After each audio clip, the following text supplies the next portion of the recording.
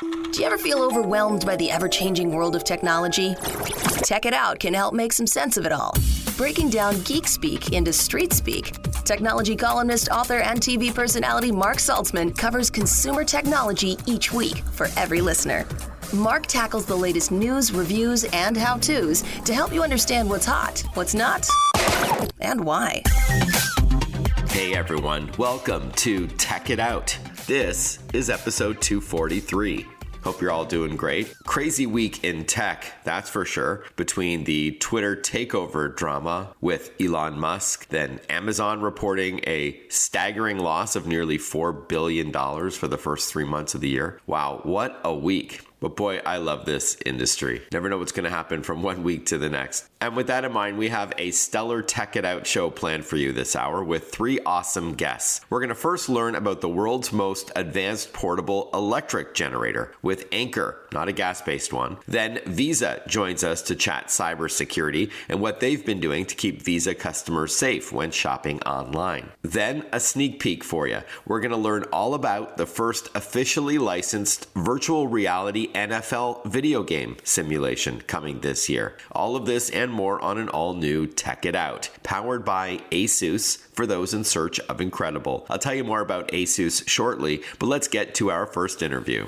You probably know the brand Anker as a very popular brand that creates those small portable batteries, those power banks that can charge up your smartphone or wireless headphones, tablets, and other devices. Well, you may not know that Anker also makes much larger portable power solutions, collectively called the PowerHouse family, including its latest and most impressive model, the Anker 757 PowerHouse, just unveiled. Joining us to tell us all about it is Adam Weissman. He's Senior PR Manager at Anker. Good to chat with you, Adam. Thanks for carving out some time. Hey, Mark. Thanks for having me. Sure. Now, hey, before we talk about the 757 PowerHouse, tell us a bit about Anker. I'm not wrong, right? You're best known for your portable power or your portable battery boosters. Yeah, we are a 10-year-old company. Actually, last September, October, we just celebrated our 10-year anniversary. Congrats. And we are the #1 mobile charging brand because of all of those accessories. So whether it's, as you mentioned, the portable battery banks and power stations,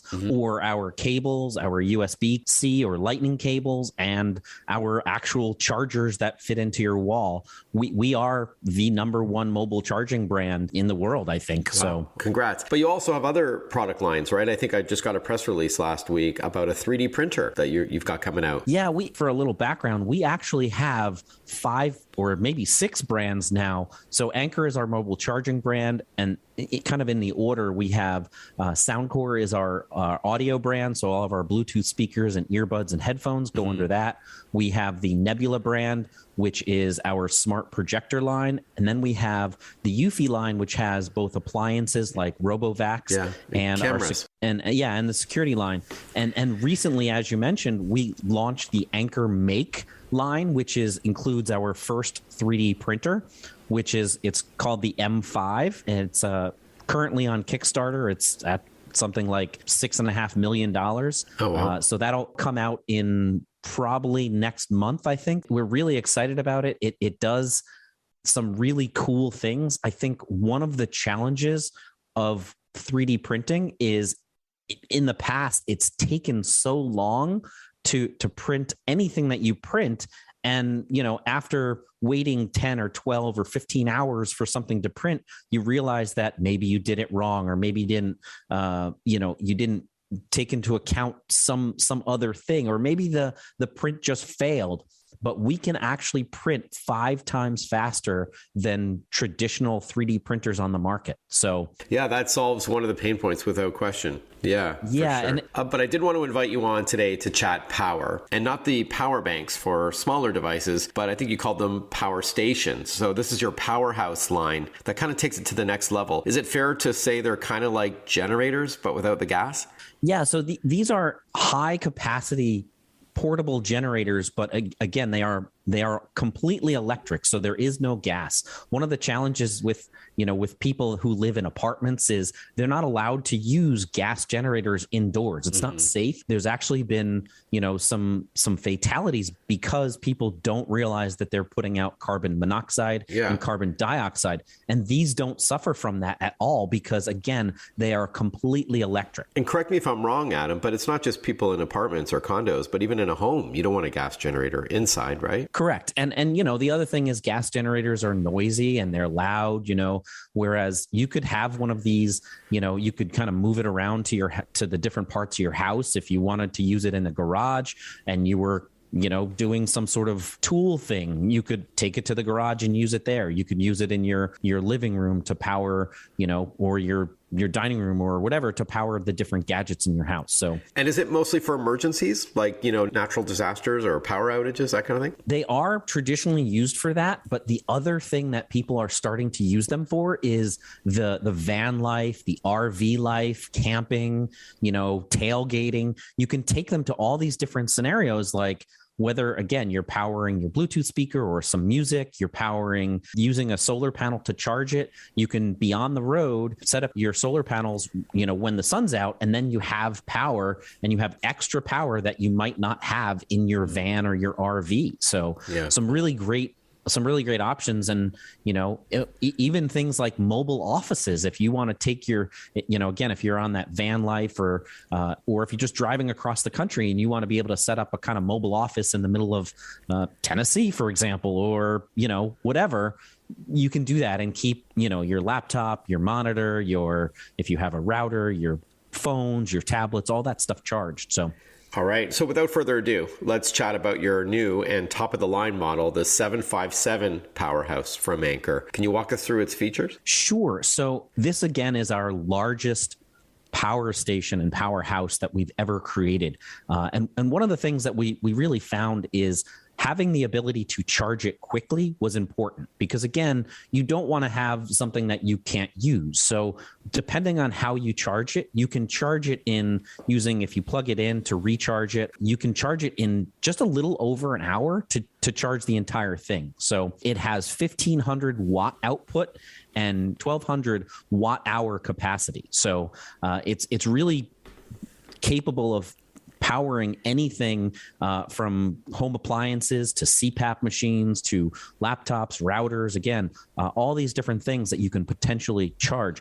The other thing that we've done is we've used the same kind of battery that are in things like Teslas that can have those really high, longer lifespan than a traditional battery. We've enabled it to have 3,000 charge cycles without having any degradation of lifespan. So even after those 3,000 charge cycles, which is like 8 years of charging, you still get the top 100% battery. So 100% is 100%. And you said that these PowerHouse devices also support optional solar panels, right? Those are purchased separately, but let's say you're out camping or glamping and you set up a couple of these things that can also charge up the 757 PowerHouse? Yeah, so we actually just introduced our 625 solar panels, which are 100 watts. You can use up to 3 of them together. And these will be coming in about mid-May for around $330 each. But you can pair 3 of them together. They have a really cool kickstand design that you can fold out and set up so you can get the optimal sunlight angle. And then the other cool thing is they have an integrated sundial. And I know it sounds kind of silly, but while you're charging, you want to make sure that if you only have a certain amount of time to, recharge your powerhouse, you want to make sure that you're getting the most efficient charge. So with that sundial, it'll actually help you do that. We are chatting with Adam Weissman, Senior PR Manager at Anker. We're learning about the PowerHouse family of portable power solutions or power generators, including the new 757 PowerHouse, which is its top-of-the-line model. How many outlets and ports does it have? It's actually got quite a few ports that you can use. So it's got 6 AC ports. Yeah, that's just like the regular plug for the wall, right? Correct. That's just a regular plug. And that's, anything, again, whatever you're using, whether it's a CPAP machine, you can plug that in. It also has 4 USB-A ports. So that's the traditional rectangular USB that's that everybody knows. And then it has 2 USB-C ports as well, including a 60 watt and a 100 watt port. Also has a DC port, which is, your car charger port, the one that would be in your car. Is that the old cigarette lighter that we used to call? Yes. Okay. Yep. Before we wrap up, Adam, and chat pricing and availability, is there a way that you can quantify like how many charges you can get out of this big 757 device? And it does have a handle, correct? Yeah. So the first question is, does it have a handle? And yes, it has 2 handles, one on each side. So you can pick it up. It weighs, keep in mind, it weighs over 40 pounds. Yeah, so, I figured, yeah. It should have a handle, if not wheels. yeah. Get this. You can charge up your iPhone 97 times using the 757. Even a laptop, you can charge over 15 times. Things like fans can run for 28 hours. A fridge, a mini or a portable fridge can run for 22 hours. So if that kind of puts that into context of how big this is. It sure does. Love it. Now, the PowerHouse family starts at $99 for much smaller devices, but going all the way up to the 757, what is the price tag on this and where could we buy it? So you can actually currently pre-order it on Anker.com. That's ANKER.com.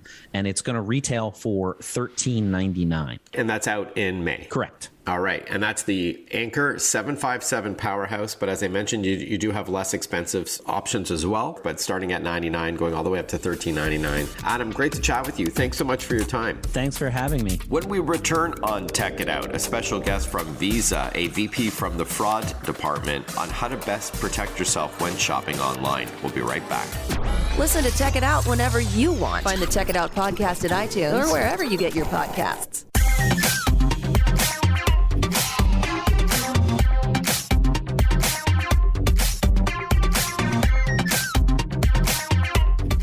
Welcome back to Tech It Out, everyone. This show is powered by ASUS for those in search of incredible. ASUS creates technology for today and tomorrow's smart life, and that includes its line of award-winning laptops and desktops. They have accessories like monitors, keyboards, and mice, smartphones, tablets, smartwatches, and much more. For those in search of incredible, visit asus.com/US/radio for more info. That's asus.com/US/radio.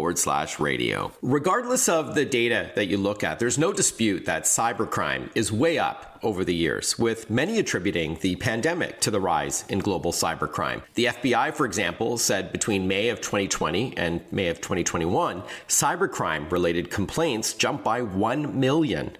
And it's not just businesses and governments at risk, but regular folks too, falling victim to fraud, ransomware attacks, and more. Fortunately, a brand that you know and trust, Visa, is making huge investments into fighting back and protecting its customers. Joining us on the line to chat is Michael Jabbara. He's a VP and head of global fraud services at Visa. Thanks for your time and your expertise, Michael. Good to chat with you. Likewise. Thanks for having me, Mark. I know this is sort of a meaty and often dry topic, Michael, but it's such an important one for anyone that, shops online or spends any time on the internet, which is, I would say, 100% of our listeners. So at a high level, can you please talk to us about Visa's security strategy? And I think it falls into 4 areas, if I'm not mistaken. Yeah, absolutely. I mean, I think the way that we look at it is that you have to take a defense in-depth model where you have multiple layers of defense across the board, because there's no single silver bullet to protect against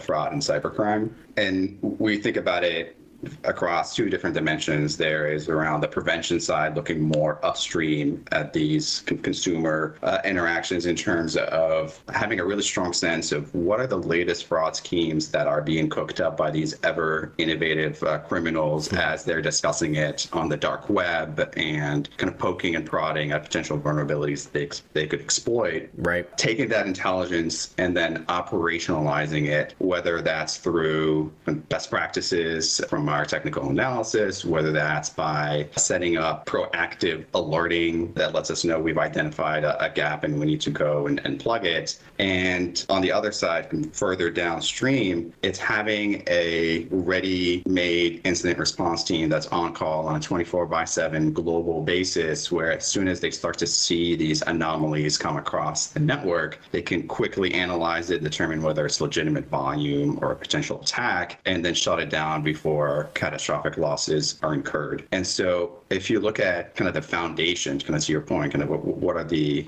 core building blocks that allow us to be successful in this defense in depth strategy, the first is around our people, kind of having that tremendous and deep expertise of 800 of the best cybersecurity experts in the world, and taking that cross-disciplinary approach between cyber, fraud, risk, and data science, and packaging it up all together. You have our technical and technology capabilities that are using the latest in AI, ML, and allowing us to be much more proactive and faster to respond than we would be otherwise. And that's an area that we've invested tremendously over the past 5 years to the tune of about $9 billion. Wow. Absolutely. Yeah. Just to add insult to injury, like not only are you trying to protect your customers, but you want to do it so they don't even really notice that there's a threat, and to do it quick enough that it doesn't impede the shopping experience and all. Like there's all these like moving parts that must be very overwhelming, but I love the holistic approach that Visa is taking. And no doubt it's no easy task. You're absolutely right there. The third kind of piece is also around the operational playbooks that we have built up. The expertise and the technology and the data always get all the press, and they're very sexy topics. Right. And absolutely, they're incredibly impactful. But the only way for you to truly get value out of those investments if you have a very impressive operational foundation that allows you to exploit those assets. And that's something that we really pride ourselves in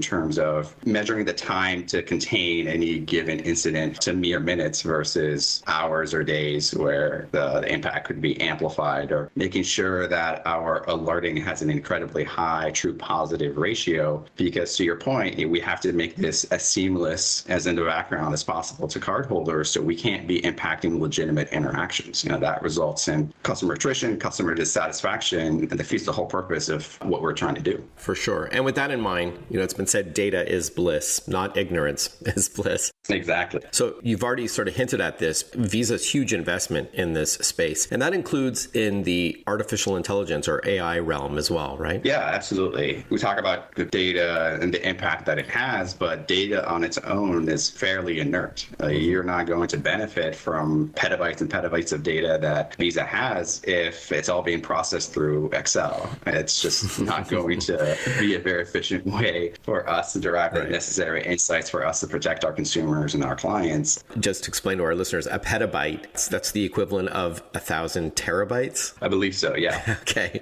And a terabyte is 1,000 gigabytes, which is 1,000 megabytes. So just to give you a sense of how much data you're processing on a global scale, no less. It's fun to just take a look at the numbers. Kind of the short version of that story is it's a lot of data. But again, when you have a lot of data, it's a kind of that blessing and a curse, because you can get lost down a whole host of rabbit holes. So you have to really be effective in terms of how you exploit it appropriately. So kind of the way that we think about it is there's data aggregation, and there is all the modeling that happens on top of that data, the data actioning that results from those data models. And so you have to invest holistically across that entire value chain for you to be effective at this job. More with Visa's Michael Jabbara when we return, including, did you know that every one of your transactions is scored? It happens in a fraction of a second, but we'll let you know why, as well as some tips to staying safe when shopping online when we continue after this.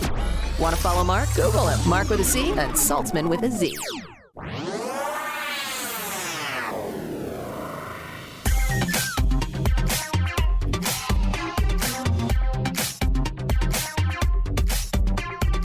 Breaking down geek speak into street speak. This is Tech It Out. Tech It Out with technology columnist, author, and TV personality Mark Saltzman. Welcome back to Tech It Out. We are chatting with Michael Jabbara. He is a VP and head of global fraud services at Visa. We're talking about the rise in cybercrime and what Visa is doing to help protect its cardholders. And we'll probably end off in a moment on some tips on what you can do to ensure that things like online shopping is a safer one for you. I understand that every transaction is scored within Visa. Is that right? On your network? And that's how you are able to prevent fraud to the level that you do? That's correct. And so at any given transaction, there are about 500 different data elements that we run through some of the most sophisticated AI, ML algorithms that exist out there. Of course, ML is machine learning. That's correct. And so it goes through and uses those 500 data elements and then returns a score, and it does so in split seconds. So by the time that you tap or dip or swipe your card, and the time that you get an authorization, either approval or decline, it's the blink of an eye. But what a regular consumer doesn't realize is the tremendous amount of computations that are going on in the background. Yeah, so cool. Is AI then responsible, Michael, for, like, if I use my Visa to buy something online and it's a large purchase, so it gets kind of flagged, and then I may get, like, depending on the bank partnership and all that, they may send you a text saying, did you just buy this? Y for yes or N for no. Or if there was a purchase detected in another part of the country or another part of the world, that's also going to maybe be flagged because it knows that you are in, say, Chicago or New York or something, and something was just purchased in Mumbai or whatever. Is that fair? Yeah, that is fair. Yeah. But again, I would also say, I think it was Pablo Picasso who said that computers are useless because they only give you answers. And so I think that in similar way, like, data gives you answers, but you have to ask the right questions. Yeah.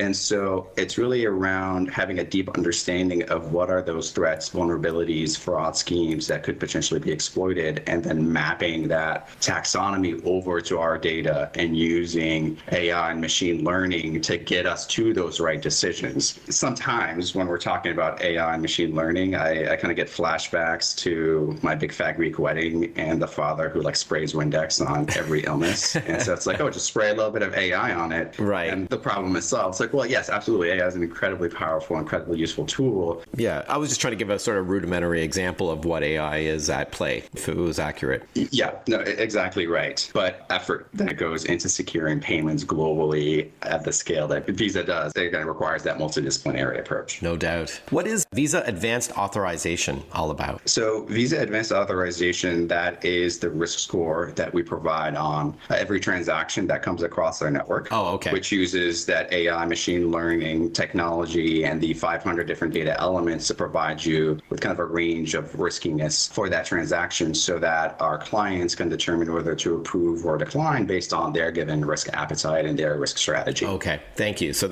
we had talked about that already. So that's officially called Visa Advanced Authorization, where every single transaction around the world is analyzed and processed. And you That's said, right. Was it 800 cybersecurity specialists employed by Visa? Over 800. Wow. I thought it was 600 according to my notes. So, wow. Oh gosh, no. Okay. Oh, no. That's so 2019. No, we could use, we need every single one of them. No doubt, for sure. And you already hinted at this earlier, that the malicious types out there in cyberspace, lurking on the dark web, it's like a cat and mouse game. Every time a company makes some headway into better protecting customers, the bad guys seem to find a way to, circumvent some of these efforts. And it must be just a never-ending moving target that no doubt you take quite seriously. All right, Michael, before we wrap up, without getting too technical, please elaborate on the other cybersecurity services and products that Visa offers. Yeah, and I think kind of our overall approach is really to continue evolving our product suite, because we all have to remember that the good guys don't have a monopoly on innovation. And so there are fraudsters out there that are ingenious in their own ways, very well funded, very well organized,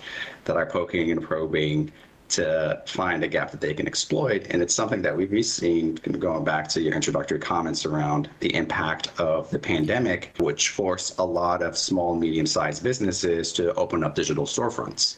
Well, fraudsters noticed this trend, and then they started to exploit the relative lack of security expertise and tools for that segment to inject malware on checkout pages that would skim your payment information. And so they would record it, and then they would then take it, sell it on the dark web, or go and make a bunch of fraudulent transactions elsewhere. And so we saw that, and we ended up developing this capability called the Ecommerce Threat Disruption, which scans that merchant checkout page for malware that we've identified and have cataloged in our library. And once we identify a malware that has been infected, we work with the service provider to take that down so that cardholders can have a secure shopping experience, and the merchant itself doesn't have to deal with the costs of remediating that type of data breach. Yeah. So that's just kind of another example of how we're constantly innovating and investing to stay one step ahead. For sure. And of course, malware is short for malicious software. And then not just merchants that have been forced to embrace digital storefronts because of the pandemic, but so many tens of millions of people around the world that were reluctant to start online shopping did it for the first time. So they maybe didn't have a choice to shop at retail, brick and mortar, but they really enjoyed all the benefits that online shopping brings. But still, obviously,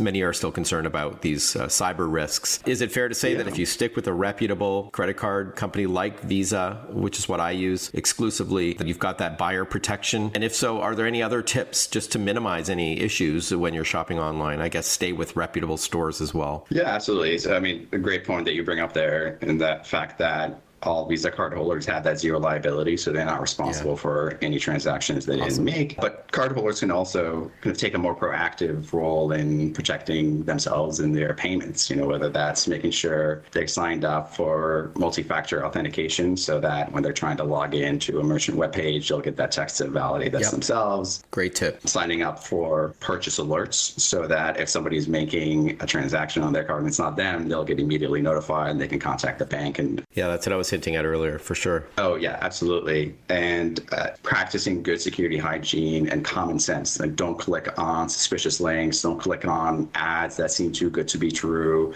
Don't give away your password. Don't give away your PIN. I think those are common sense things that we can all do to be that first line of defense against these ingenious threat actors. Right. And do you still suggest, Michael, that when you do shop online, look for the little padlock, that HTTPS for secure? Absolutely. That's a great call out as well. Great. And I often say also that passwords are like underwear. Change them often. Don't leave them lying around and don't share them with anyone. So that is a great analogy. I'm going to have to use that from now on. Michael, great to chat with you. Very insightful. Keep up the great work at Visa, and I look forward to chatting with you again, hopefully soon. Thanks again. Absolutely. Thank you, Mark. Love football? We're going to learn about the very first NFL licensed virtual reality video game simulation when we return. It's super cool. Stay with us. Breaking down geek speak into street speak. Check it out. Hosted by Mark Saltzman.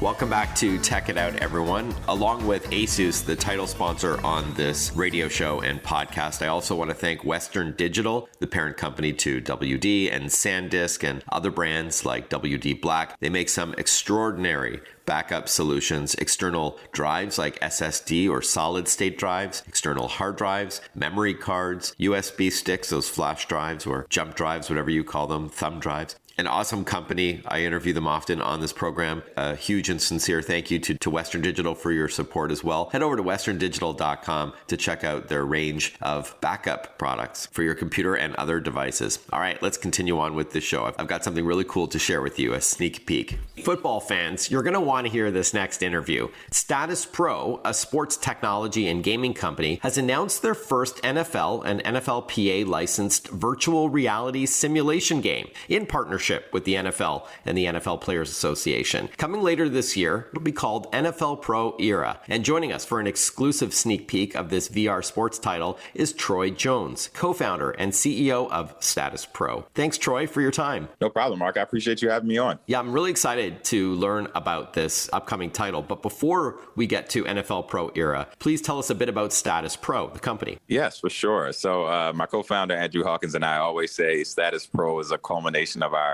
life's experiences. Both of us were former athletes who had a passion to impact the game far beyond just playing. About 5 years ago, we saw an opportunity to take virtual reality and combine it with player data. And we built a desktop application that took player tracking data and the XY grid coordinates from that data and recreated it into a 3D simulation. And what we did with that simulation was projected through AR and VR devices and had players simulate reps outside of practicing games. And this was the birth of Status Pro. We built a training product that could help players simulate reps because in the collective bargaining agreement, the CBA between the NFL and NFLPA, there are certain times of the year where players aren't allowed to line up against a heartbeat. So this idea of practicing and simulating reps against holograms really was solving a problem and presented an opportunity to us to impact the sports far beyond, than what we initially expected. And what came from that is when we would put the tech headset on people and people would see the technology, we recognized that they were having fun. Players didn't want to take it off. They were throwing the ball around. They were hanging out.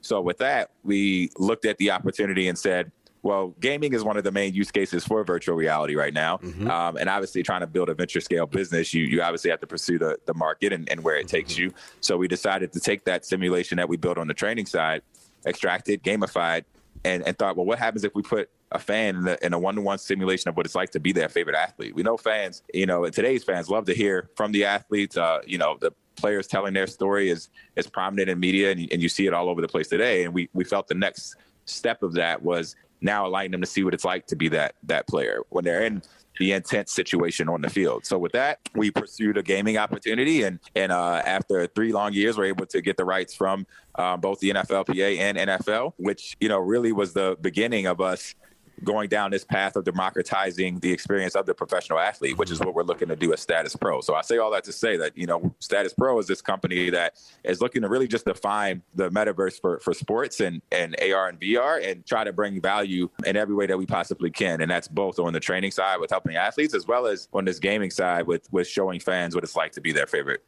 player. Awesome. And we're going to dive deeper into the gaming side in our chat today. And just before we talk about the game, let's just clarify what VR is exactly. You mentioned about putting yourself in the cleats, if you will, of an NFL player. So that's pretty immersive, right? So are you seeing the action from like a first person perspective? Yeah. So, VR is you're fully immersed in a digital world. So think about just being encapsulated in any environment that a creator wants to put you in. And in our world, it's in the shoes of the NFL player. So You're fully in their position. Not only are you just seeing what's going on from their perspective, but you're actually interacting and have the capabilities to compete and interact with the other players and play a full game. And I think that's what's exciting to us about this opportunity, because it's truly the first time where you're seeing it from their lens, kind of with their superpowers, if you will, and taking it to the next level. Yeah, awesome. And there's been a lot of buzz about VR games for years, but it seems like only the last year or two has it really sort of materialized, I'd say, based on some of the sales data that I've looked at. So I think your timing may be really good.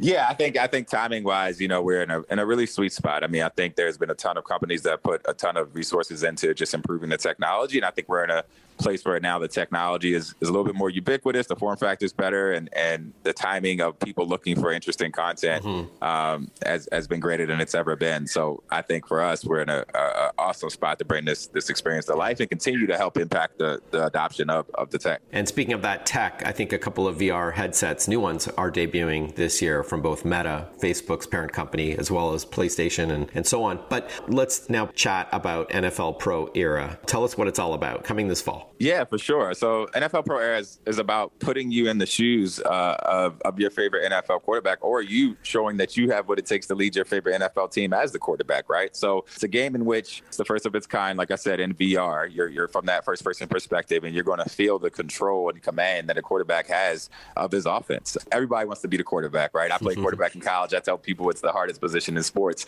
Besides the perspective, instead of a top-down view, it's like as if you are wearing the helmet of the QB. Is this similar to like a Madden NFL video game in terms of like the gameplay itself? So in the gameplay is simulation. So you will be able to play a full game as the quarterback. I think, like I said, just because of the nuance of the technology and the advantages you have, it's a little different from traditional console because you're focused on just that position, right? Like seeing it from their perspective. So you'll be challenged in a different way than you have in the past from traditional console, where you kind of have that broadcast view, if you will. Right. We're going to learn more about NFL Pro Era when we return, but I want you to Google this to see it in action. It's unbelievable. So just look for NFL Pro Era, ERA, from Status Pro to see what the graphics look like throwing a football from a first-person perspective. Wild stuff. So stick with us. More Tech It Out coming right up after this.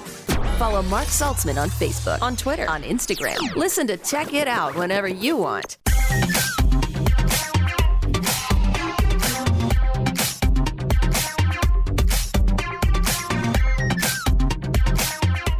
We are chatting with Troy Jones, co-founder and CEO of Status Pro, and they are working on NFL Pro Era. This is an upcoming football game simulation for virtual reality headsets coming this fall. Now, before the break, Troy, you were saying that you were focusing on the quarterback first, but there is a possibility to expand that. Yes, but 100% focused on quarterback. There are other modes in the game, such as our multiplayer Sandbox, where you can, you'll have a chance to play catch virtually with your friends in your favorite NFL stadium. So if I'm here in Miami and you're in New York, per se, we wanted to to go see SoFi Stadium and pass the ball around and play mini games, we'll be able to do that. So I do think there's other features outside of the core gameplay as quarterback that are going to gain some legs in this. But again, it's the first of its kind. It's an annually released game. So the goal is going to be to roll out new features each year. And we really want the consumer to grow with us as we build the title, right? So even, when people put on Pro Era for the first time and they play quarterback for their favorite team, we invite the feedback because, again, it's a new category and we want to give the audience what they want. So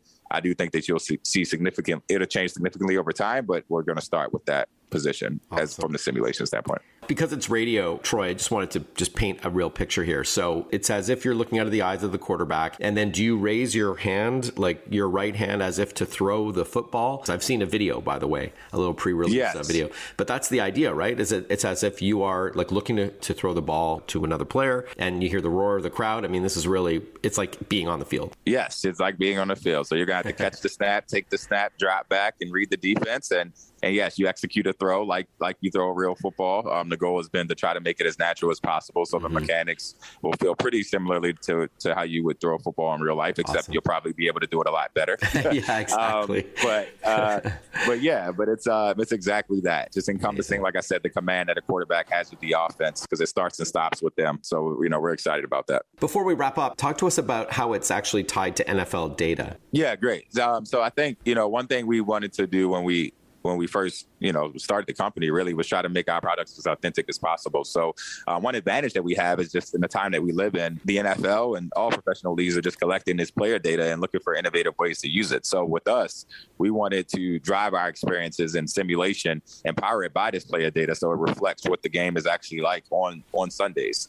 So our AI system is powered by that player data. So everything from how a player, moves and is rating to how plays are called. They'll be unique to the team. And it's something that we're excited, not only with how we're using it in its initial launch, but how it's going to allow us to continue to get close to a one-to-one example of what it's like in the actual game on Sundays. Yeah, very cool. I remember a company called NextVR, before they were acquired by Apple, was working on watching sports from a first-person perspective, as if you were right on like the best seat in the house, like on the sidelines. This sounds like the next best thing to actually, being in the game, which is pretty wild. With that in mind, what platforms will it be on? And can you confirm timing? I think it's, like September, October? Yeah, so we'll be available on Meta's Quest platform as well as PSVR. PlayStation, yeah. Yeah, PlayStation VR. And as far as from timing, we're targeting this fall. A lot of stakeholders involved, so we're still landing on a date, but it definitely will be this fall. Mm-hmm. Don't want to get too off topic, but how hard was it to create a football game knowing that Electronic Arts, EA Sports, had locked in like an exclusive? Was it like pulling teeth, or it actually came all together?